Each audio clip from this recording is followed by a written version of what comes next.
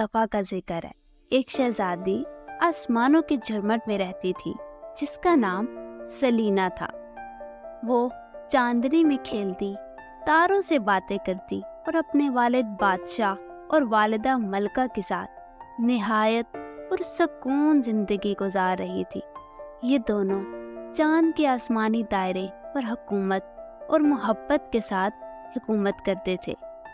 एक रात जब सेलिना अपने मखसूस चांदनी बाग में सैर कर रही थी, अचानक एक जादुई चमका उसके सामने नमूदार हुआ। ये चमका उसे अपनी चमक से जमीन पर ले आया। जब सेलिना की आंख खुली तो वह एक घने जंगल में थी और उसे ये समझ न आया कि वो यहाँ कैसे आई। वो अपने आसमानी महल को याद करके बेहद परेशान थी, मगर उसने हिम्मत न हारी और जंगल में किसी रहनुमा की तलाश करने लगी। चलते चलते उसकी मुलाकात एक बूढ़े जोड़े से हुई जो निहायत मेहरबान और हमदर्द थे। जब उन्होंने सेलिना की कहानी सुनी तो उन्होंने उसे अपने साथ चलने की दावत दी और कहा, हम तुम्हें अपनी बेटी बनाकर रखेंगे।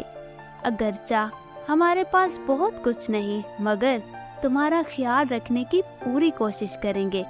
सेलिना उनके साथ रहने लगी और अपनी नई जिंदगी में उनके साथ मिलकर हर काम में मदद करने लगी।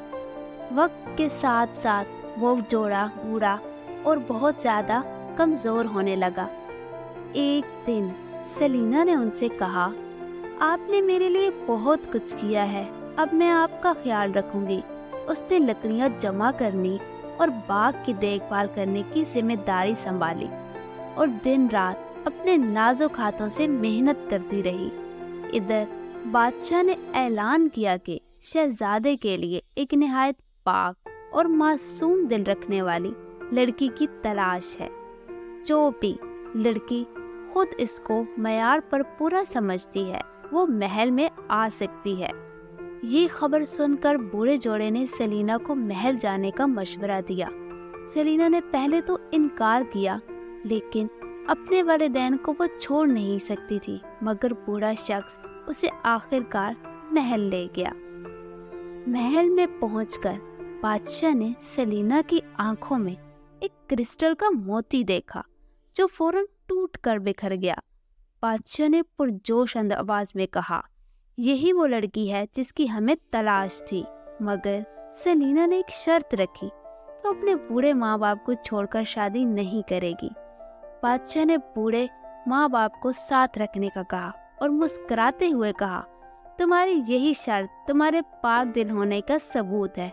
हम तुम्हारे वालिदैन का पूरा ख्याल रखेंगे।